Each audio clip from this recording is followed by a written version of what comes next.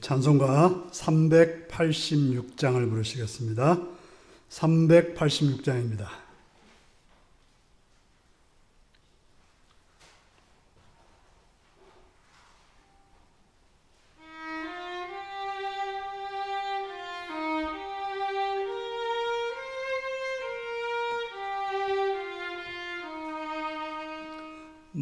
만세반석 열린 곳에 내가 숨어 있으니 원수마귀 섬못되고 환난 풍파 없도다. 만세반석 열린 곳에 내가 편히 쉬리니 나의 반석 구주 예수 나를 숨겨주소서. 죄에 매여 죽을 인생 편히 쉬기 바라니 주의 가슴 넓은 품 내가 찾아 안기네. 만세반석 열린 곳에 내가 편히 쉬리니 나의 반석 구주 예수 나를 숨겨주소서. 이 땅 위에 평안 없고 기쁜 일을 몰라도 주 예수의 참 사랑을 내가 이제 알았네. 만세반석 열린 곳에 내가 편히 쉬리니 나의 반석 구주 예수 나를 숨겨주소서. 험한 풍파 지나도록 순풍으로 도우사 평화로운 피난처에 길이 살게 하소서. 만세반석 열린 곳에 내가 편히 쉬리니 나의 반석 구주 예수 나를 숨겨주소서. 아멘. 387장을 부르시겠습니다.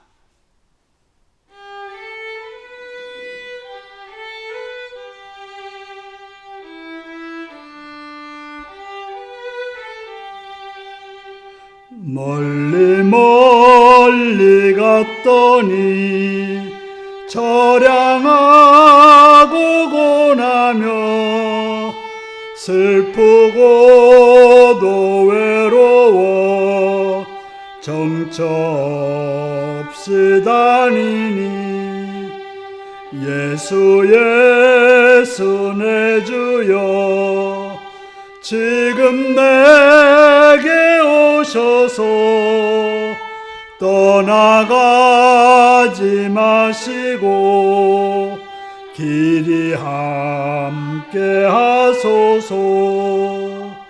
예수 예수 내 주여 마음 아파올 때에 눈물 씻어주시고 나를 위로하소서. 예수 예수 내 주여 지금 내게 오셔서 떠나가지 마시고 길이 함께 하소서. 다니다 떠나가실 때에 쓸쓸한 곳 만나도 홀로 있게 마시고 주여 보아소서. 예수 예수 내 주여 지금 내게 오셔서 떠나가지 마시고 길이 함께 하소서. 아멘. 찬송가 390장을 부르시겠습니다.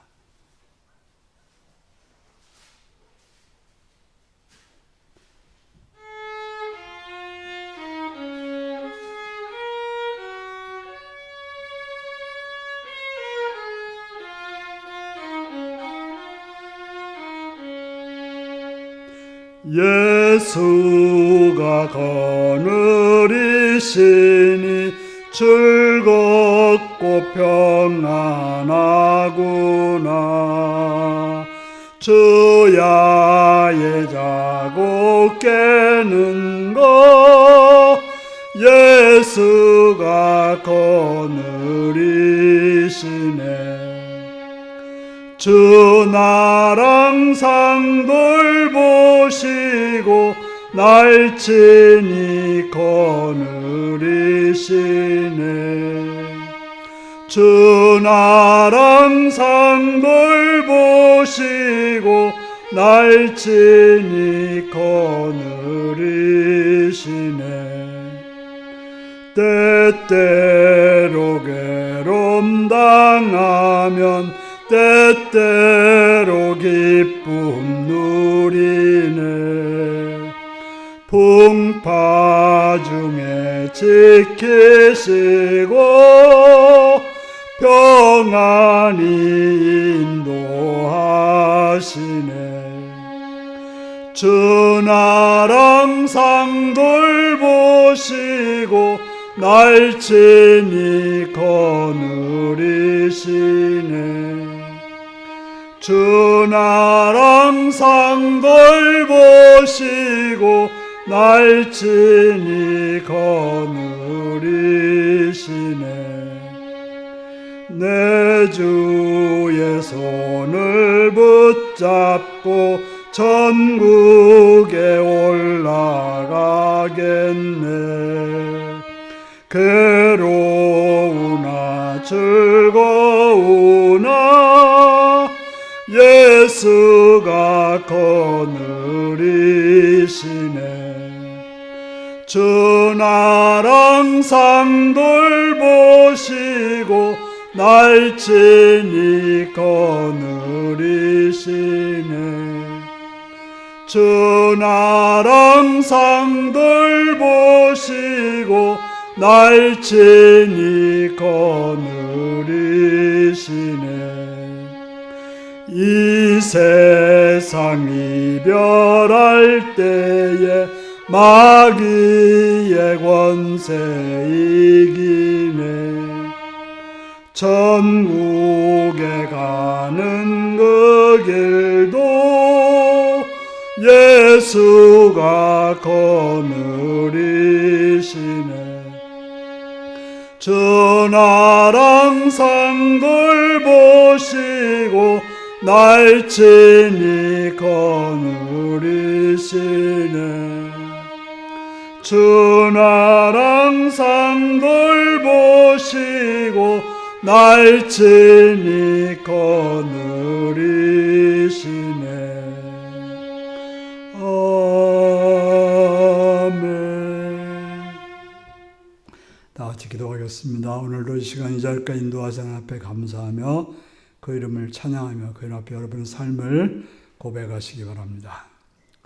시간 나라를 위해서 기도하시기 땅에 평화 안정과 번영이 있기를 위해서 또한 대통령과 지도자들이 공의와 정의와 사랑으로 이 땅을 다스리기 위해서 또한 이 땅의 교회들이 바르게 서기를 위해서 기도하시고 북한 땅과 북한의 백성과 북한의 지도자들을 위해서 북한의 교회들을 기도하시고 또 복음을 들고 대행되던 성교사님들과 성교지를 위해서 가족들과 대형딸을 위해 기도하시고 우리 인류교회를 위해서 이 교회가 성령으로 충만하고 말씀으로 충만하고 복음의 빛으로 충만한 교회 되기를 위해서 기도하시고 직분자들을 위해서 또 모든 성도들을 위해 기도하세요. 병든 자와 연약한 자와 부족한 자를 위해서 일터와 공부하는 자를 인자를 위해서 유고 있거나 군에 있거나 타향에 있는 성도들을 위해서 다 같이 기도하시겠습니다.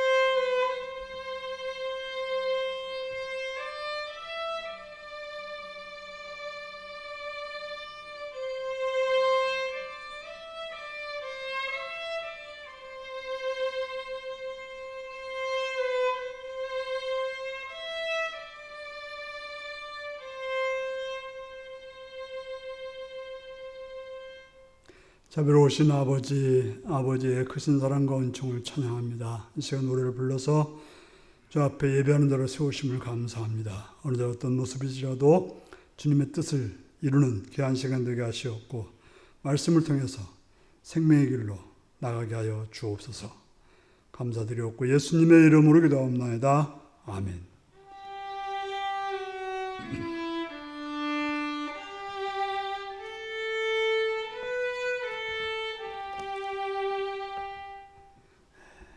이 시간 우리에게 주신 하나님 말씀은 사무엘하 24장 1절에서 25절까지 말씀입니다.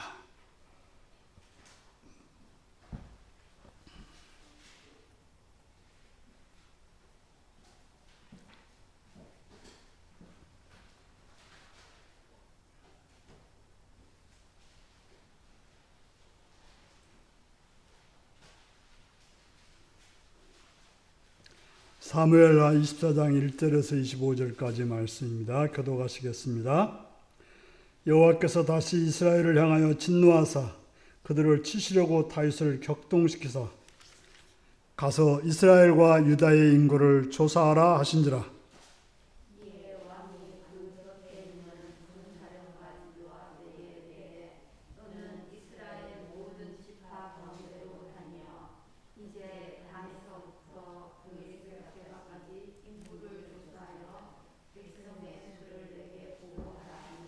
요압이 왕께 아뢰되 이 백성이 얼마든지 왕의 하나님 여호와께서 100배나 더하게 하사 내 주 왕의 눈으로 보게 하시기를 원하나이다. 그런데 내 주 왕은 어찌하여 이런 일을 기뻐하시나이까 하되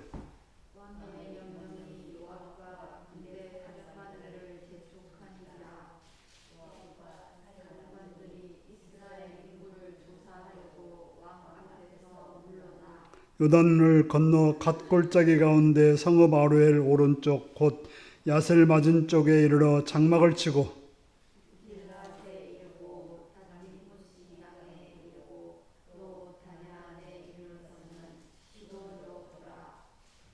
도로 견고한성에 이르고 히윗 사람과 가나안 사람의 모든 성읍에 이르고 유다 남쪽으로 나와 브엘세바에 이르니라.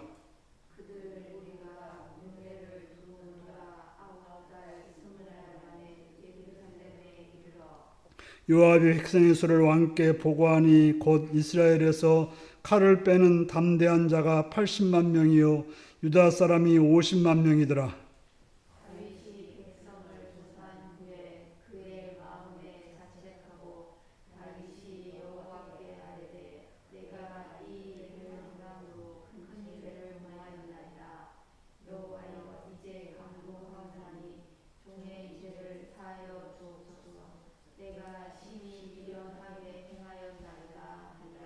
다윗이 아침에 일어날 때 여호와의 말씀이 다윗의 선견자된 선지자 가세에게 임하여 이르되 가서 다윗에게 말하기를 여호와께서 이와 같이 말씀하시기를 내가 내게 세 가지를 보이노니 너를 위하여 너는 그 중에서 하나를 택하라. 내가 그것을 내게 행하리라 하셨다 하라니. 가시 다윗에게 이르러 아뢰어 이르되 왕의 땅에 7년 기근이 있을 것이니까 혹은 왕이 왕의 원수에게 쫓겨 석 달 동안 그들 앞에서 도망하실 것이니까 혹은 왕의 땅에 사흘 동안 전염병이 있을 것이니까 왕은 생각하여 보고 나를 보내신 이에게 무엇을 대답하게 하소서 하는지라.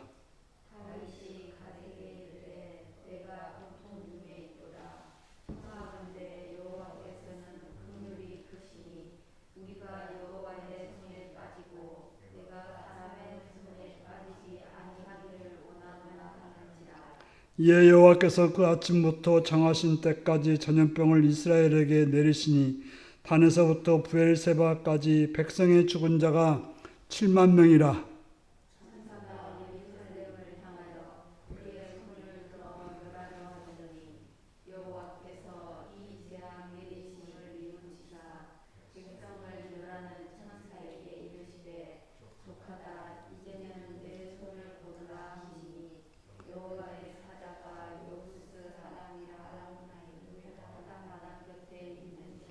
다윗이 백성을 치는 천사를 보고 곧 여호와께 아뢰어 이르되 나는 범죄하였고 악을 행하였거니와 이 악무리는 무엇을 행하였나이까 청하건대 주의 손으로 나와 내 아버지 집을 치소하는지라 아니라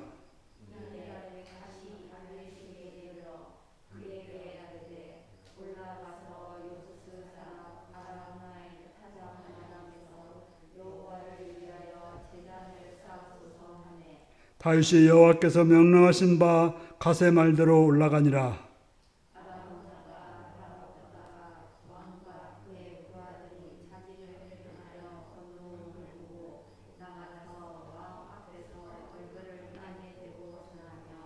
이르되 어찌하여 내 주 왕께서 종에게 임하시나이까 하니 다윗이 이르되 내게서 타작마당을 사서 여호와께 제단을 쌓아 백성에게 내리는 재앙을 그치게 하려 함이라 하는지라.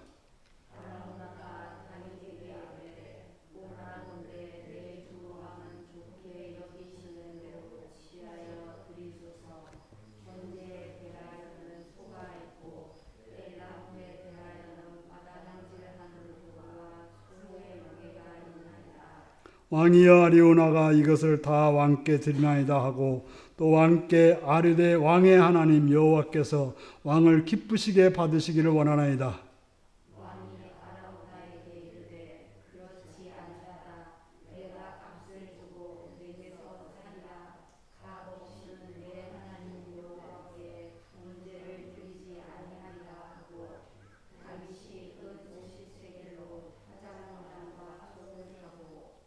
같이 읽습니다.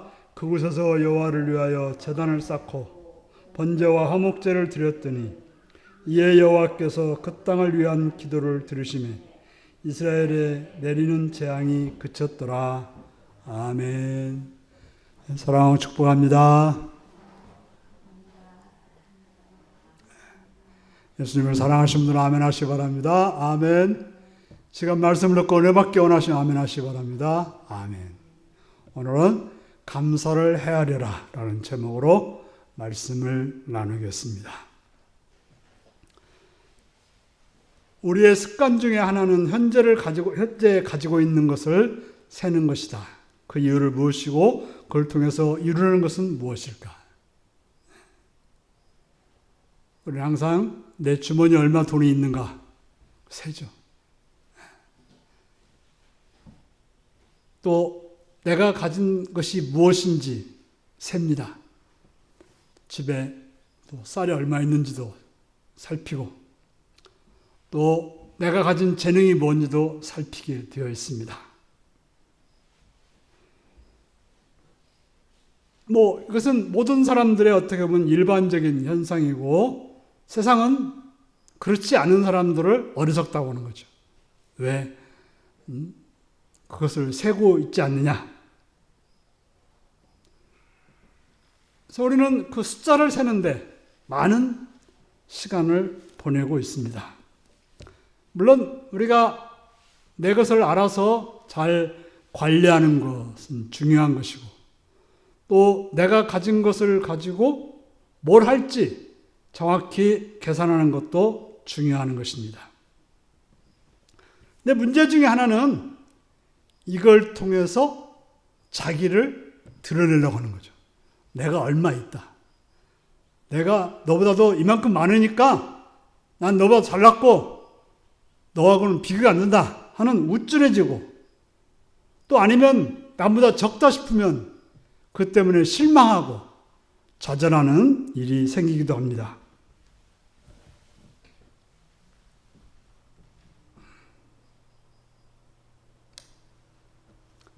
자, 그렇다면 세상 사람들이 그렇다면 우리가 신앙인으로서 신앙생활한다는 것이 뭘까요? 신앙생활의 목적이 뭘까요? 똑같이 세상 사람들처럼 세고 그거 가지고 자랑하고 그거 가지고 또 사람 무시하고 그래야 될까요? 우리가 숫자를 셀 수는 있지만 그것이 바로 하나님이 주셨다는 것을 아는 것, 이게 중요한 거죠. 내가 무엇이 있다, 무엇을 누렸다는 것보다 더 중요한 것은 하나님이 누리게 해주셨다라는 사실이 앞에 있어야 되고 그것이 우선적으로 고백되어져야 되는 것입니다. 그래서 내가 누렸다고, 내가 이걸 가졌다라고 하는 자랑이 되기 때문에 실제적으로는 사람들 간에 위화감이 생기고 또 어리석은 일들이 생기게 되는 것입니다. 나의 있는 것을 자랑하기보다는 내 걸 가지고 어떻게 하나님께 영광 돌릴 것인지, 내 걸 가지고 어떻게 이웃을 위해서 잘 사용할 것인지 알고 행하는 것, 이것이 바로 신앙생활이라고 말할 수 있을 것입니다. 본문 해석입니다. 첫 번째, 성경의 인물 중에서 가장 하나님께 은혜 받은 인물은 누구일까요?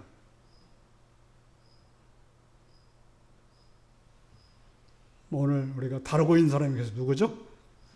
다윗이죠. 다른 사람도 있겠지만 가장 은혜 받은 인물이라고 하면 다윗이라고 말할 수밖에 없어요. 다윗은 어떤 사람이었습니까? 집에서도 별로 인정받지 못한 목동이었습니다. 그저 다른 형제들에 비해서 뒤로 처져 있는, 어떤 설에 의하면 아마도 그 첩의 아들이었지 않느냐라고 하는 그런 설도 있어요. 그러니까 다 형제들이 멀쩡히 다 있는데 막내를 목동으로 보냈다고 하는 게 그게 웃기지 않습니까? 아무리 아들이 많기로서니 막내를 그렇게 내보내는 일은 드물죠. 그런 사람이 왕이 되었고, 우리가 이제 계속 사무엘에서 보는 건 뭐예요? 여호와께서 이기게 하셨다. 여호와께서 이기게 하셨다는 말이 다윗처럼 많으니 적용된 사람은 없을 것입니다. 그래서 수많은 전쟁에서 승리하셨고, 또 많은 자녀들이 있었고, 물론 솔로몬에 비하면 적은라고 말할 수 있겠지만 많은 자녀들이 있었고, 또 우리가 그 23장이라도 이런 데를 보면 다윗의 용사들에 관해서 쭉 나오고 있습니다. 저는 이 용사들 이야기를 보면 혹시 삼국지를 보면 어떤 장군들의 그 멋진 그런 모습처럼 아주 훌륭한 장군들이 참 다윗의 신하로서 있었다고 하는 것, 바로 큰 은혜를 받는 거죠. 그렇기 때문에 전쟁에 승리할 수 있었죠. 뿐만 아니라 여러 번 용서를 경험한 그런 자가 바로 다윗이었습니다. 두 번째입니다. 다윗이 하나님께 칭찬받은 것은 무엇이었습니까? 무엇이 가장 큰 칭찬일까요?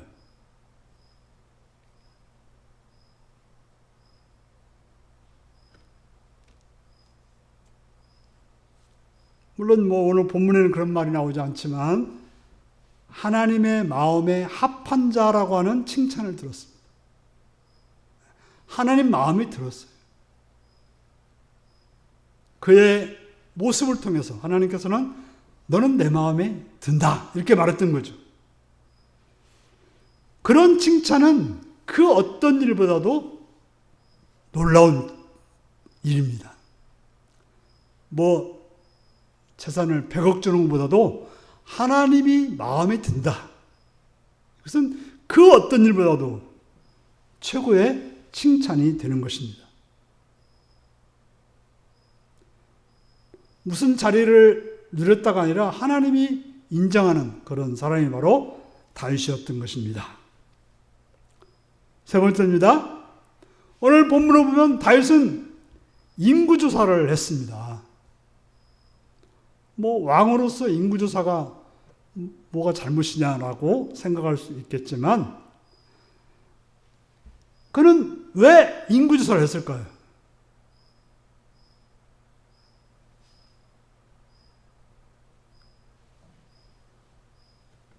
그냥 우리가 여기 본문에서 나와 있지 않지만, 그가 인구조사를 했던 이유는 내가 얼마나 강한지를 나타내고 싶었던 거예요. 내가 얼마나 많은 백성들의 왕인지, 그래서 위대함을 나타내고 싶고, 자기가 이런 많은 사람들을 다스리는 그런 왕이란 사실을, 멋진 왕이란 사실을 확인하고 싶어서 인구조사를 한 것입니다. 무슨 정책을 잘 펴려고 인구조사를 한 게 아니고 무슨 뭐 백성들을 어떻게 잘 살펴서 가난한 자들을 도우려고 인구조사 한 게 아니고 보통 우리가 이제 나라에서 인구조사 하지 않습니까? 왜 하는 거예요? 경제정책을 어떻게 펼 것인지, 나이 든 사람은 몇 명이고 또 직업은 뭐고 이런 걸 다 살펴가지고 어떤 쪽으로 해야 나라가 발전하고 또 잘못된 것을 고칠 수 있는지를 알기 위해서 인구조사 또 뭐 사업조사 이런 것들을 다 하게 되는 거죠.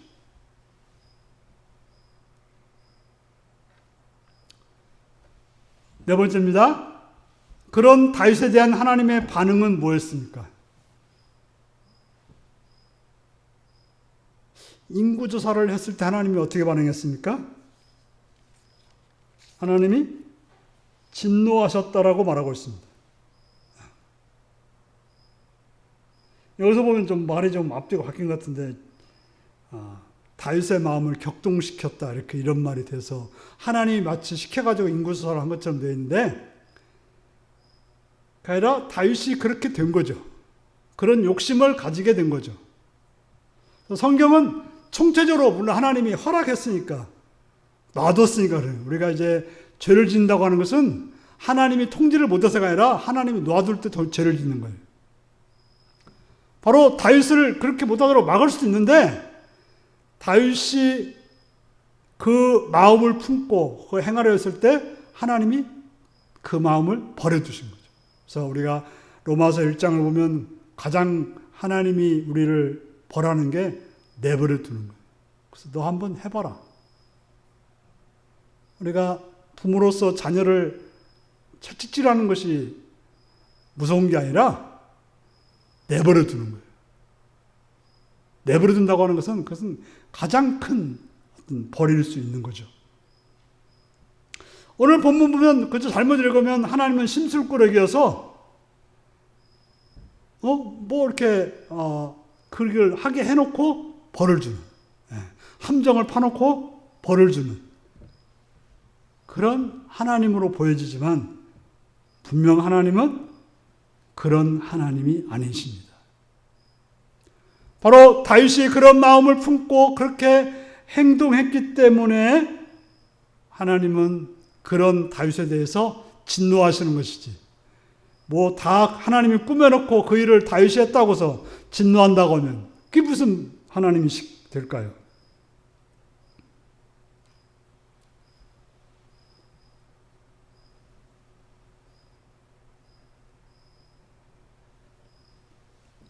다섯 번째입니다. 다윗이 왜 그렇게 행했을까요? 왜 그런 마음이 생겼을까요?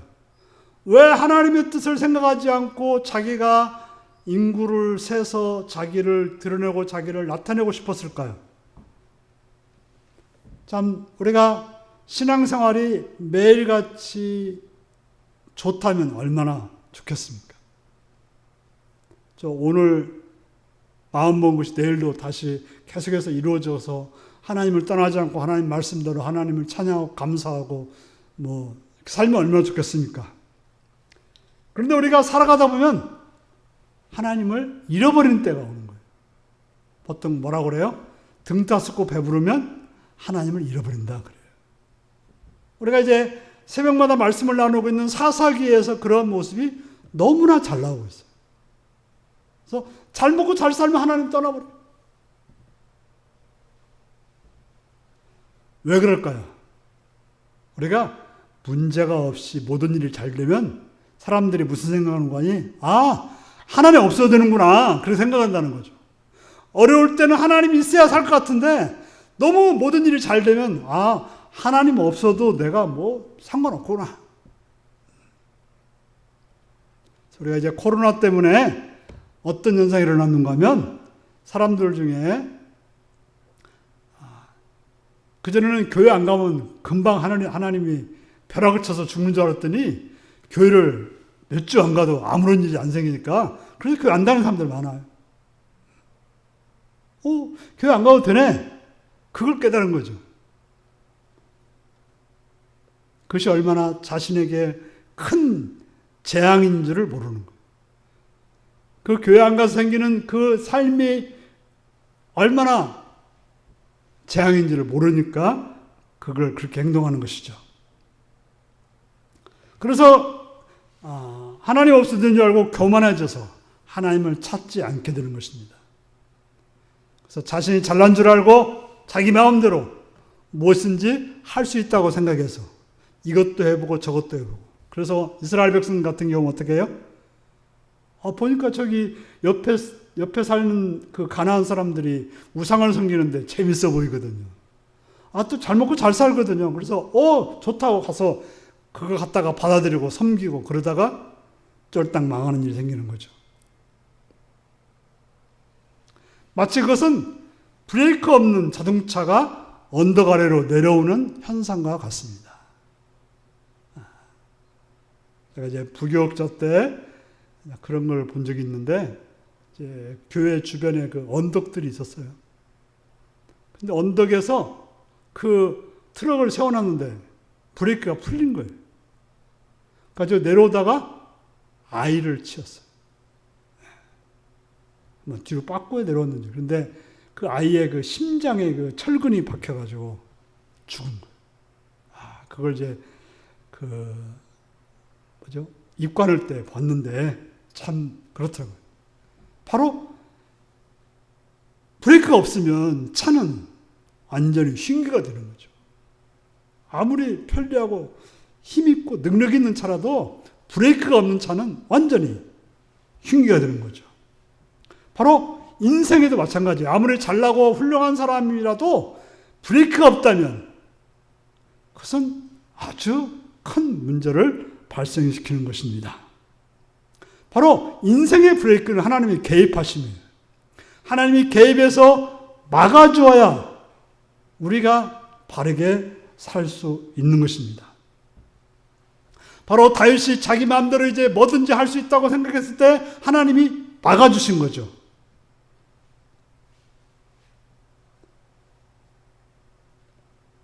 다윗은 하나님께 감사한 마음보다 자신의 영광을 드러내고 싶었습니다. 그 백성을 주시고 그 백성을 다스리게 하신 하나님을 바라보기보다는 내가 뭘 했다고 하는 행적을 헤아리고 싶었던 것입니다. 그런데 안타까운 일은 그것을, 그 인구를 세는 것이 잘못됐다는 것을 모든 백성들이 알았지만 누구만 몰랐어요? 다윗만 몰랐어요. 다윗만. 그래서 이 인구 세는 걸 누가 말립니까? 요압이 말려요. 요압은 어떤 사람이에요? 요압은 다윗이 시키는 일이면 그저 그냥 잘했던 사람이에요. 물론 자기 마음대로 하는 사람이기도 하지만, 그러면 인구조사를 하면 되죠. 그런데 보니까 뭐라고요? 할 필요가 뭐 있냐는 거예요. 하나님이 주셨고 하나님이 당신을 이렇게 높여주셨는데 왜 인구조사를 하려고 하느냐? 이렇게 말한 거죠. 그렇다면 인구조사를 한다고 하는 것은 무엇이 잘못일까요? 그렇다고 우리나라에서 인구조사하는 거 잘못다 그런 말 안 해요. 그런 것과 상관없는 이야기고, 여기서는 지금 당시 어떻게 보면 다윗이 왕이지만 하나님이 왕인 나라예요. 우리가 내 손에 잡히는 거, 내가 누리고 있는 거,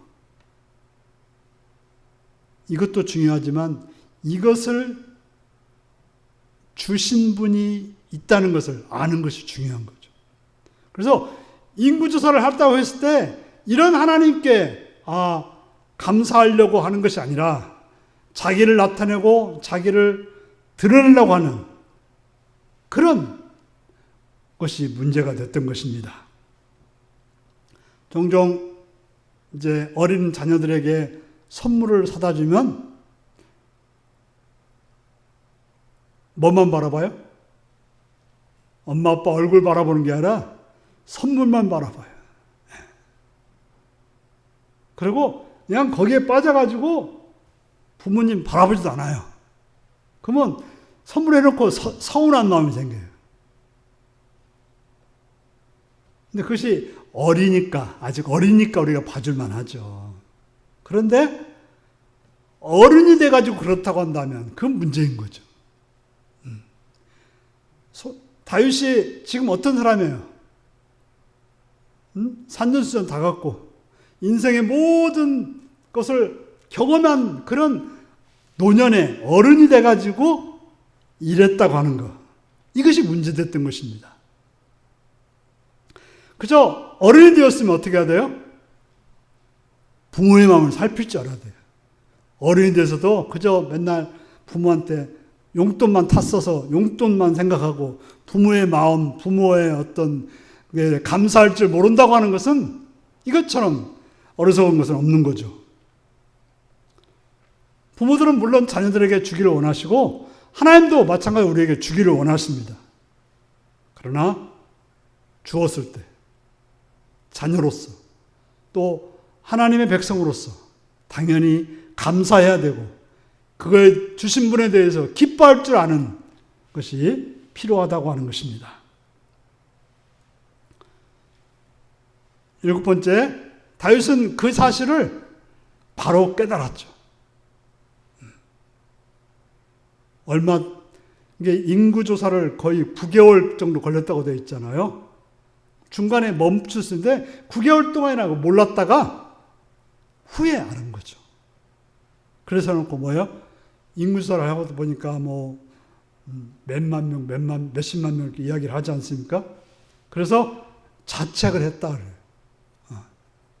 해놓고 나니 내가 왜 일을 했는지 뭔가 빠지면 잘 몰라요. 그런데 일이 끝나는 순간 번쩍 왜 이랬는가 정신을 차리게 되는 거죠. 몰라서 한 일을 정신 차리고 나니까 그는 자책을 했고 회개를 했다라고 말하고 있습니다. 그러놓고 뭐라고 고백합니까?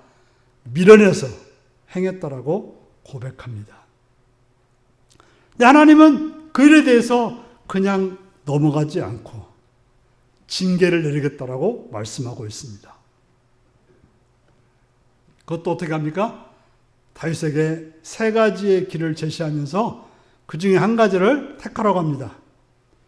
7년 동안 기근, 가뭄이 될 건지 3개월 동안 적에게 쫓김을 당할 건지 3일 동안 전염병으로 고통을 당할 건지 그 중에 하나를 선택하라고 했습니다.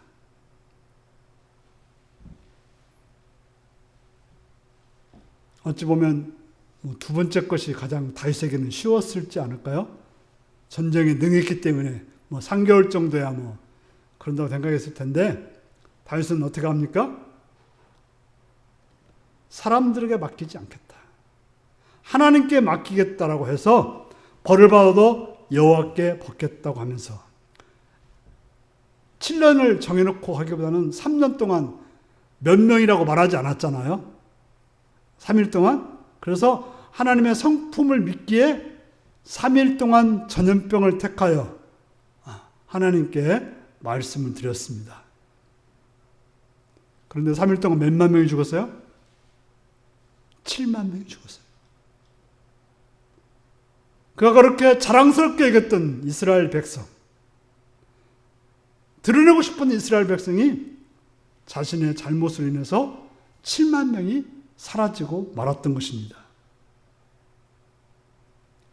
바로 사람의 교만이라고 하는 것은 이처럼 내가 가진 것을 하루아침에 빼앗기는 결과를 가져오게 되는 것입니다. 그랬을 때 다윗은 이제서 하나님께 맡깁니다. 또 하나님이 갓을 통해서 제단을 쌓으라고 했을 때 그는 아라우나 타작마당에서 소를 사고 땅을 사고 나무를 사서 화목제와 번제를 드렸습니다. 다시 말해서 하나님께 예배하는 자로 살겠다는 거예요. 하나님께 영광 돌리는 삶을 살겠다고 하는 것입니다. 나중에 이 장소가 예루살렘 성전이 된 장소입니다. 바로 자기를 드러내고 자기를 자랑하던 삶에서 하나님께 영광 돌리고 하나님을 높이는 그런 삶으로 달라지게 됐다고 하는 것입니다. 바로 그에게 닥쳤던 이 사건, 어떻게 살게 했을까요, 이제 다윗을? 바로 자기를 드러내려고 했던, 자기를 자랑했던, 자기를 높였던 삶에서 이제는 하나님과 올바른 관계 속에서 하나님을 예배하는 자리로 갔다고 하는 거예요. 교만한 자리로 가지 않고 그걸 주신 하나님께 감사하고 찬양하는 그런 자리로 갔다는 것이 오늘의 말씀인 것입니다. 적용입니다. 말씀을 보면서 말씀을 통해서 행할 일은 무엇인가요? 그러니까 말씀을 읽습니다. 말씀을 읽으면 어떻게 해야 돼요? 내가 뭘 행할 것인지를 살펴야 되는 것입니다. 우리가 말씀을 읽었으면 다윗의 모습을 보고서 어떻게 해야 돼요? 그런 나를 드러내고 나를 높이는 그런 악한 길을 가지 않아야겠다라고 결단해야 되는 것입니다. 그래서 나는 나를 높이고 나를 자랑하기보다는 하나님을 높이고 하나님을 자랑을 하나님께 영광 돌리는 그런 길로 가야겠다라고 결단해야 될 것입니다. 그렇다고 다윗을 따라갈 필요는 없습니다. 얻어 터지고 나서 그 다음에 감사하고 찬양하는 삶이 아니라 미리 그런 매 맞고서 잘하는 것도 물론 중요하지만 매 안 맞고 잘하는 것이 더 중요합니다. 마지막입니다. 나는 어떤 감사로 살고 있습니까? 우리는 나의 삶을 헤아린다고 하는 것은 하나님이 주신 복을 세어라고 하는 그런 찬송가 가사처럼 하나님 주신 복을 세는 그런 것이 필요하지. 나의 자랑, 나의 잘남을 나타내기 위한 그런 행동이 돼서는 안 되는 것입니다.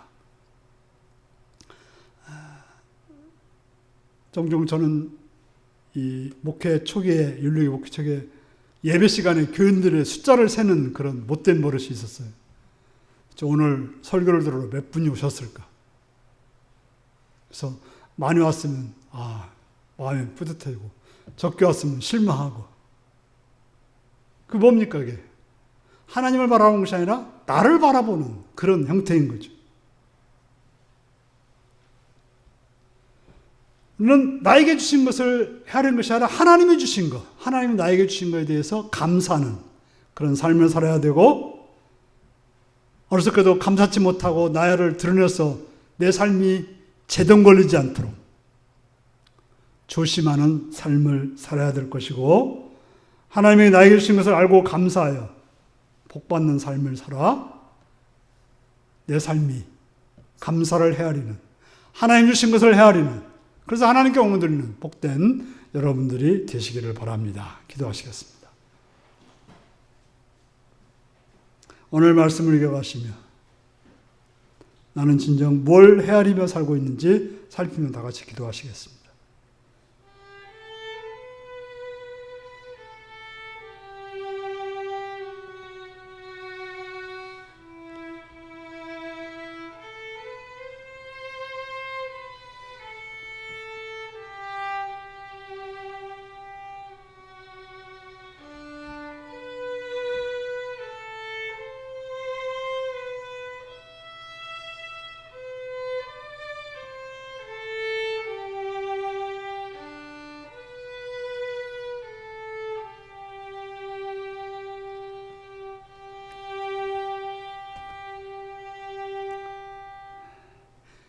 찬송가 391장을 부르시겠습니다.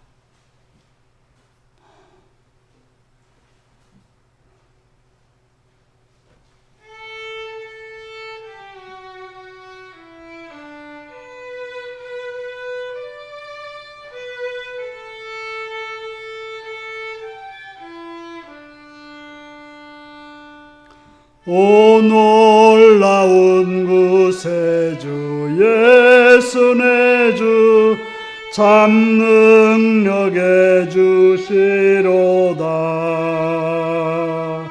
큰 바위 및 안전한 그곳으로 내 영혼을 숨기시네. 메마른 땅을 종일 걸어가도 나 피곤치 아니하며 저 위험한 곳 내가 이를 때면 큰 바위에 숨기시고 주 손으로 덮으시네. 오 놀라운 구세주 예수 내 주 내 모든 짐 벗기시네. 죄악에서 날 끌어 올리시며 또 나에게 힘 주시네. 메마른 땅을 종일 걸어가도 나 피곤치 아니하며 저 위험한 곳 내가 이를 때면 큰 바위에 숨기시고 주 손으로 덮으시네. 증량 못할 은혜로 채우시며 늘 성령에 감아주사 큰 기쁨 중 주님을 찬양토록 내 믿음을 도우시네. 메마른 땅을 종일 걸어가도 나 피곤치 아니하며 저 위험한 곳 내가 이를 때면 큰 바위에 숨기시고 주 손으로 덮으시네. 주 예수님 공중에 임하실 때 나 일어나 맞이하리. 그 구원의 은총을 노래하리. 저 천군과 천사 함께 메마른 땅을 종일 걸어가도 나 피곤치 아니하며 저 위험한 곳 내가 이를 때면 큰 바위에 숨기시고 주 손으로 덮으시네. 주기도문 하시겠습니다. 하늘에 계신 우리 아버지, 아버지의 이름을 거룩하게 하시며 아버지의 나라가 오게 하시며 아버지의 뜻 하늘서와 같이 땅에서도 이루어지게 하소서. 오늘 우리에게 일용할 양식을 주시고 우리가 우리에게 잘못한 사람을 용서해 준 것 같이 우리의 죄를 용서하여 주시고 우리를 시험에 빠지지 않게 하시고 악에서 구하소서. 나라와 권능과 영광이 영원히 아버지의 것입니다. 아멘.